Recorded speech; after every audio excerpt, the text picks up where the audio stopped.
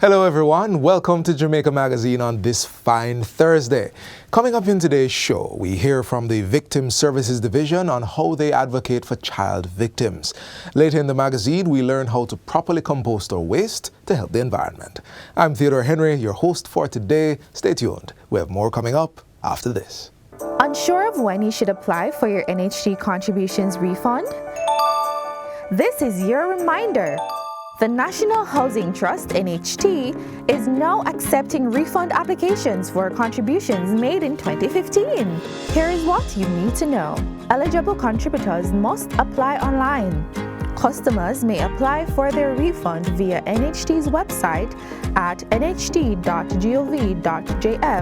or through its mobile app, NHT Mobile. The NHT has extended the cash refund granted to eligible public sector workers for 2023. For more information, you may visit their website, nht.gov.jm, send an email to wecare@nht.gov.jm or call 876-929-6500 or 888-225-5648. The National Housing Trust, the key to your home.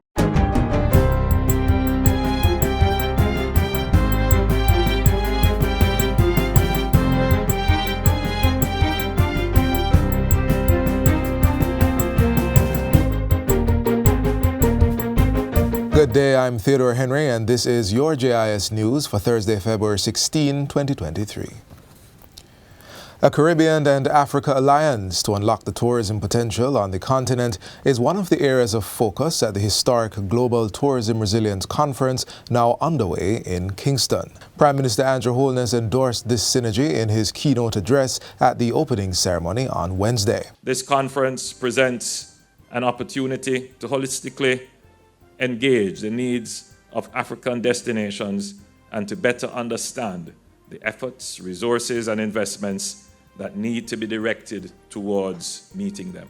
He says all efforts must be made to protect the tourism asset, pointing out that the COVID-19 pandemic has created a shift towards sustainable tourism across all segments of the industry. It is crucial to invest in human capacity building and support small businesses and local communities to achieve competitiveness and to ensure equitable economic growth. Public-private partnerships will play a crucial role in building tourism resilience, and governments must work with the private sector to implement policies and strategies that enhance the sector's capacity to respond to crises. The semi-virtual three-day conference is being held at the University of the West Indies regional headquarters. Approximately 200 in-person participants featuring 40 international speakers are attending. A highlight of the event will be the official launch of Global Tourism Resilience Day on February 17.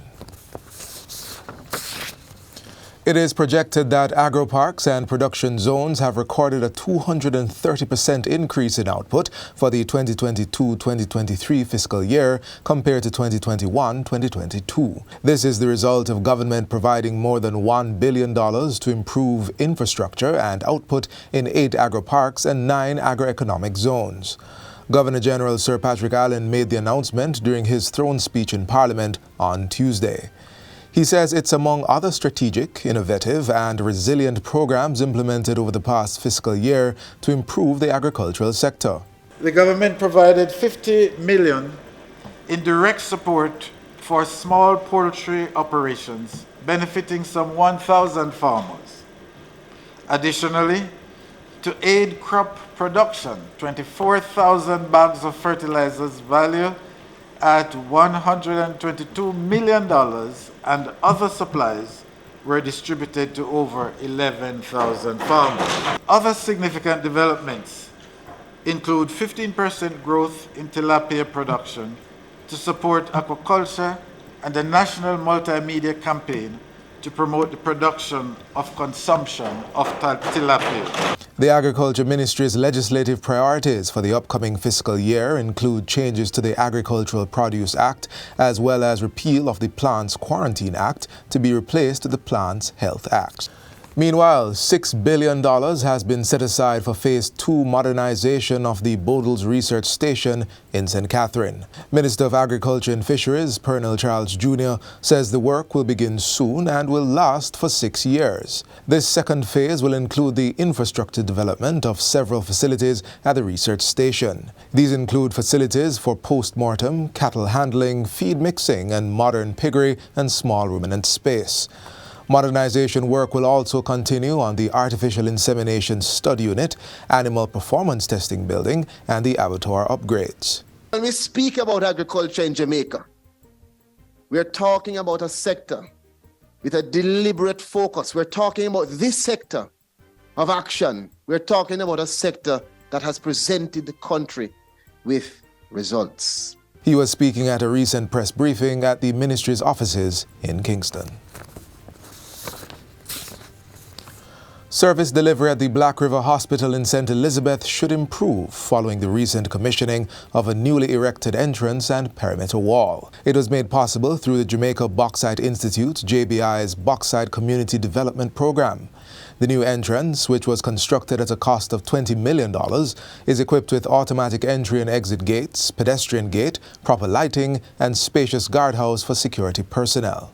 The space has been widened to create more efficient traffic flow into and out of the facility. Another important aspect of the project is the construction of a lay-by for vehicles, which should also relieve the congestion on the corridor. Minister of Health and Wellness Dr. Christopher Tufton says it was important to improve the aesthetics as well as correcting the long-standing traffic issue that existed in the vicinity of the hospital. This concept of providing relief is what healthcare is all about. And oftentimes we forget that relief starts not just with the clinical assessment and diagnosis of a patient. Relief also starts with appearance, because therapy is as much driven by perception as it is by reality. And finally, the historic sitting of Jamaica's first all-female parliament involving women aged 18 to 25 will be held at Gordon House on February 21. Minister of Culture, Gender, Entertainment and Sport, Olivia Grange, made the announcement during Tuesday's sitting of the House of Representatives. She says all 63 constituencies will be represented and the young women will be performing all the duties that are involved in the sitting of Parliament. Parliamericas, which promotes parliamentary diplomacy in the Inter-American system, conducted preparatory workshops for the participants and facilitated the process through which they were selected and the duties they will perform during the sitting. The international organization, which is headquartered in Ontario, Canada, mainstreams gender equality by advocating for women's political empowerment and the application of a gender lens in legislative work. Its membership, of which Jamaica is a part, comprises 35 national legislatures from North, Central and South America and the Caribbean. The minister encouraged members of both houses of parliament to attend and support the young women. I'm really inviting and encouraging members in this house to please attend and give those young women support. They are future leaders. Each of us in this chamber is a role model to each and every one of them. We selected them to be us in this sitting. The minister thanked Parliamericas, UN Women, and the Spotlight Initiative for providing the necessary support. And that's it for JIS News Today. I'm Theodore Henry. Thanks for watching.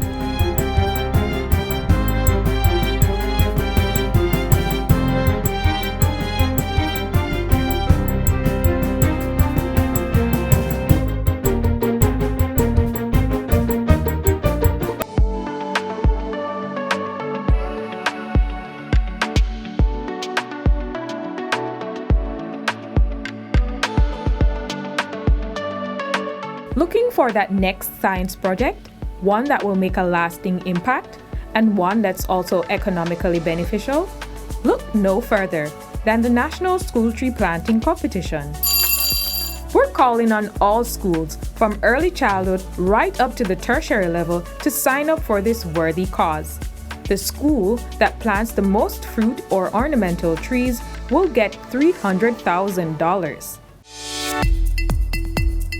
Visit the Forestry Department's website to submit your entries for a chance to win awesome cash prizes and awards. Don't forget to download the 876 Trees app and see the progress of each tree planted. Get those green thumbs working and let the planting begin. Entries close on February 28, 2023.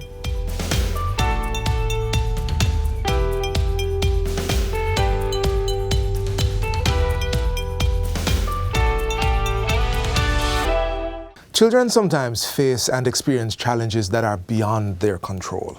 It's one of our duties as parents to protect and care for them because their voices matter. In this next feature, we hear how the Victim Services Division is helping to give voice to our youth and protect them. Children sometimes see too much. At other times, they hear too much. And many of them feel too much. There are situations where children become victims of crimes, seeing, hearing, and feeling too much of its effect. The hurt and trauma can linger without the proper intervention strategies. This is where government's Victim Services Division comes in. The VSD is having a far-reaching and sweeping impact as it provides help to this vulnerable group.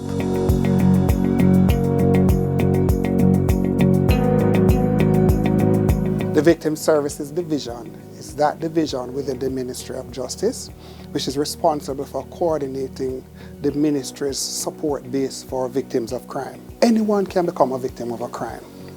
Victims of crime are often persons who suffer just about any crime you imagine. There are sexual crimes, small children, there is robbery, there is murder, wherein the primary victim, though, has deceased.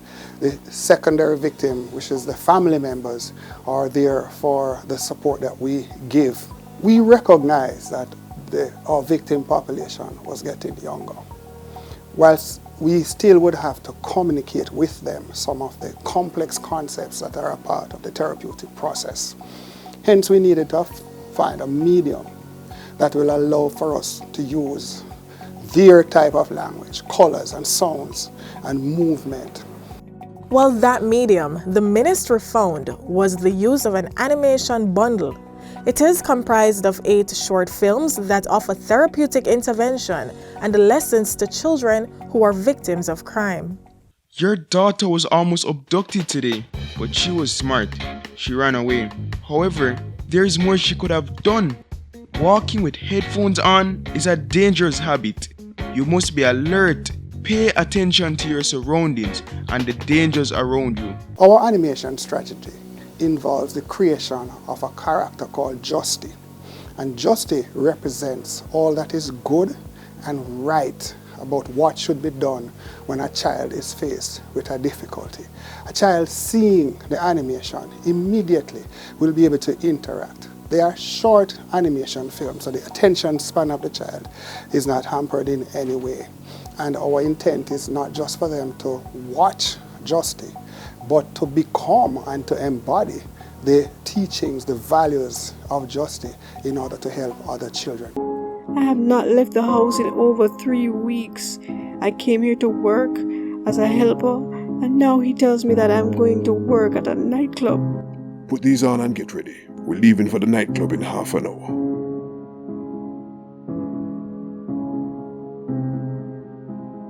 Anyone can be trafficked. It does not matter your age, gender, or race. We also ensure that we would have elected to choose specific topics which were current and will remain current. Abduction is a reality. The matter of being bullied is a reality. Human trafficked is another reality, and among others. There are 8 animation films. And these are current, we have seen over time. We have had the opportunity to have children literally vet the animations, and we are very comfortable that they have the content that will reflect concerns that children would want to share with their friends. But why was the Victim Services Division so sure that these animated videos would have or will even continue to pull the required effect? The process of developing an intervention involves doing an assessment. We would have had the benefit of, over the last 20 years, 200,000 victims that we would have been able to assess. We would have had clear understanding of what needs to be done to provide support for the victims of crime, hence the program VSD.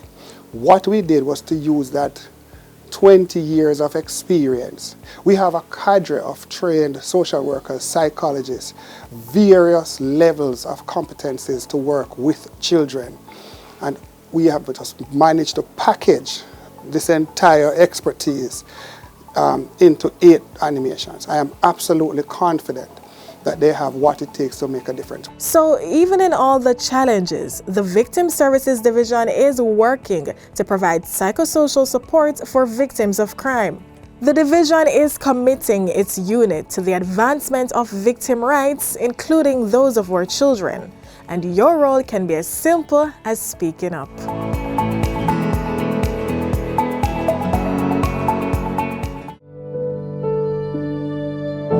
I'm only 13, but they said if I work harder, they will allow me to go home. Me no have no birth paper, no ID. Them take all of my documents, them. Victims of human trafficking are all around us and they need our help. Forced labor is one of the many forms of human trafficking. If you see something, say something. Report suspected cases of human trafficking. Call the nearest police station, 119 or 888-PROTECT. We're not done quite yet in providing you, our viewers, with necessary information on how to better parent your children. Watch this. Wouldn't it be great if children came into the world so well-adjusted or with manuals, therefore eliminating the need for parental discipline? This is not the case, however. Parents usually apply their methods or they depend on strategies taught throughout generations to guide their children. 8 in 10 Jamaican children in the 2 to 14 years age group experience violence as a form of discipline. Coercive parenting involves the physical administration of pain as punishment. It also includes the use of harsh language that has the potential to hurt children's feelings and affect their general self-esteem and development. It also fosters aggression, because what you're really teaching children is that when there is an issue, we must resolve the issue through harshness, through aggression, through coarse language. There's a direct correlation between coercive parenting and the aggression that we see actually in society. Damaging disciplinary practices have moved outside of the home and into the national consciousness. Children need guidance, and many wonder if not with the rod, then how? Enter the National Parenting Support Commission (NPSC), an agency of the Ministry of Education, Youth and Information. The ministry established the commission in 2012 to provide parents with the requisite skills and tools to raise children. We work at 3 tiers. We work at home, school, and community. Our first and most important priority, however, is to ensure that we're fostering the home-school relationship. We must ensure that parents as key stakeholders feel involved in the entire process of educating their children. Now, to do this, the Commission assists parents in several ways, including providing psychosocial support, assisting parents with understanding the teaching-learning process, and conducting parenting education programs. Through our effective parenting courses, we push proactive strategies. In other words, you are going to put structures in place before behaviors that you don't desire actually show. Parents and guardians should consider the child's developmental stage when determining the best method of guidance.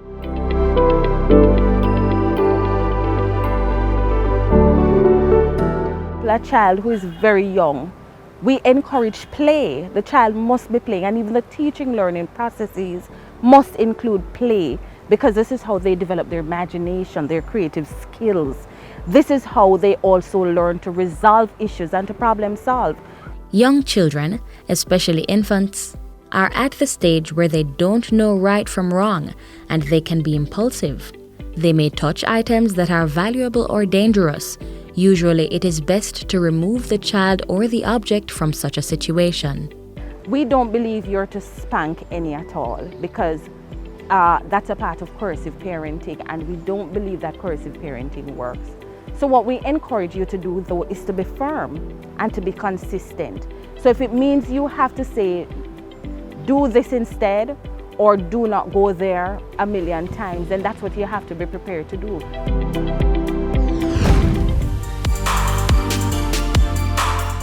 The teenage years can challenge both children and parents. With the physical and chemical changes happening in the body, teens may act out as they may be unsure of their place in the world. This can be a very difficult time to navigate. So we ask that you start relaxing some of the very stringent rules, and you also have conversations and you compromise. And to address challenges, caregivers can remove privileges. If the child becomes stubborn, has a fixed mindset, if you will, that this is what he or she is going to continue to do, then you might need professional help. You might need to call the commission, or you might need to call a social worker or a guidance counselor to help. Being a proactive parent means setting clear boundaries, letting children know what is acceptable behaviors and why rules are in place. And don't forget to model behaviors you want young ones to display. There may not be a one-size-fits-all for raising children. By assessing the right information and using effective parenting techniques, we can nurture adults willing to play their part in making Jamaica the place of choice to live, work, raise families, and do business. To tap into information from the National Parenting Support Commission, call 876-967-7977 or visit their offices at 37 Arnold Road, Kingston 6.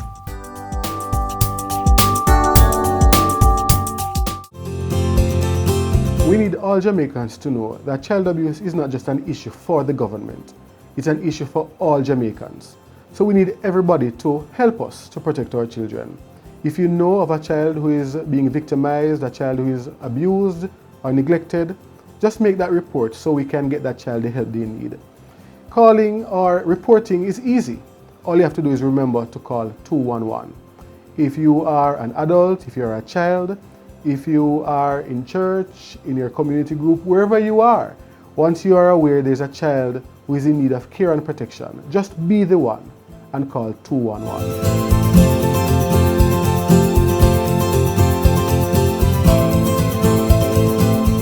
For people who have so many options when it comes to food waste we can compost, we don't do it enough. I'm talking the yam, banana, sweet potato peelings, to the cabbage and the lettuce leaves that could be perfect to add to a compost bin. Up next, we learn how to properly compost our food waste. Compost is one of the richest forms of soil nutrient. So here we are buying fertilizer for huge sums of money, when in fact, we are throwing away something which is richer in many regards than what we are buying, spending hard cash for.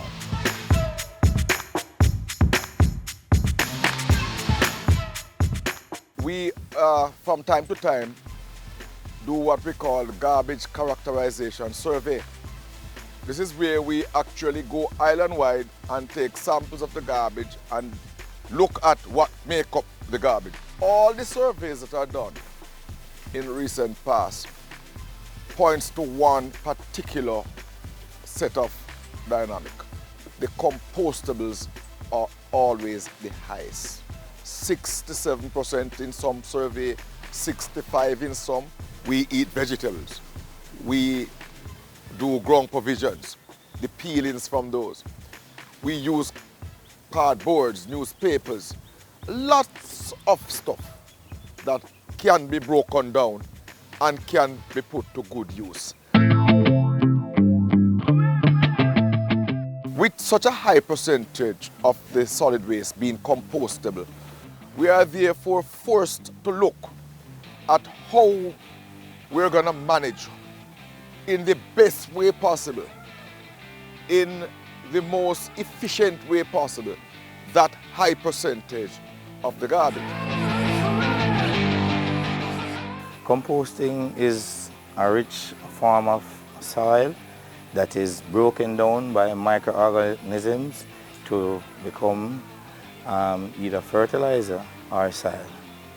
Now we're going to do a demonstration to show you how we can do it. First, if we're starting, this is our kitchen waste.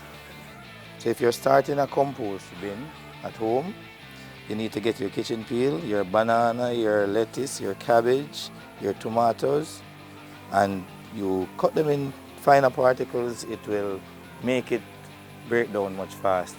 In order for the microorganism to work effectively, you need moisture, you need air, and you need heat.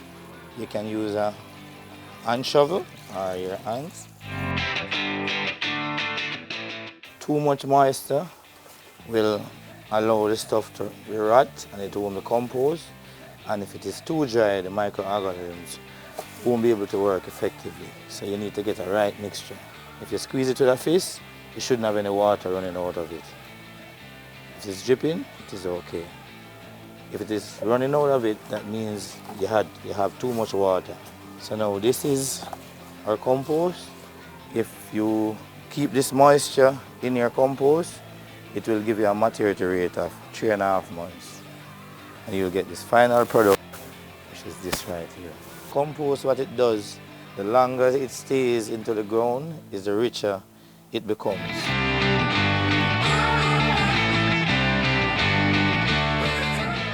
We're going to demonstrate how we use our compost for potting.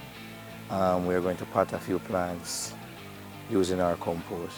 This plant is called spider fern. It is an indoor plant that does like a fair amount of water. It likes a light mixture. The composting can be used for indoor and outdoor plants. This plant is called a bougainvillea. It is an outdoor plant. It likes a lot of sunlight. It blooms a lot, and it likes dry areas. The compost is offer drainage. It doesn't keep the water too long. This is now 6 weeks old, and this is 3 weeks after being planted as a seedling, using our compost. And this bougainvillea is 6 weeks after being planted by our compost. And they're just blooming, blooming, blooming. This is a mature spider fern that we use for our rentals, and this is about 2.5 months old. The other benefit is that we at the NSWMA, we would need less trucks. Now, right now, our biggest problem is trucks to remove garbage. Can you imagine if we could take out the 67%, which we could convert at source? What that would do to our national budget? Gas oil, repairs of trucks, labor to work on the trucks. Just look at it. It is huge savings that could come. Exponential is about getting a behavioral change at source that will see significant reduction in solid waste. We want to see this reduction and to see it in a very tangible way. And we believe that composting provides that excellent opportunity.